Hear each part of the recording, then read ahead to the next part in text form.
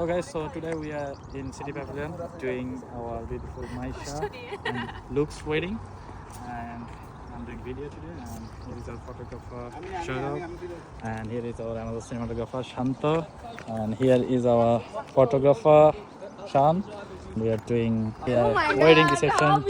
Here is our groom's father. What did you bring for us? Thank you. Not for Thank you. you. Not for you. আসসালামু আলাইকুম, good morning.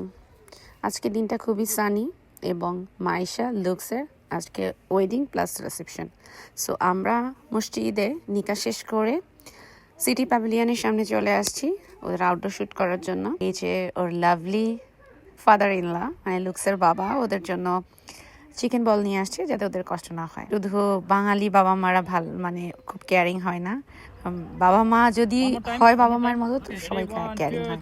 So city প্যাভিলিয়নের পেছনে খুব সুন্দর একটা মাঠ আছে, ওখানে শ্যুটটা খুব সুন্দর হয়েছে, ওদেরকে খুব দারুণ লাগছিল।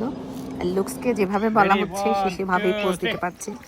আর নর্মালি আমরা তো একটু ইভেন্টে গিয়ে ফান করি এবং মাইশা লুকস খুবই কমফোর্টেবল ছিল, আমরা যেভাবে বলেছি সেভাবেই করেছে।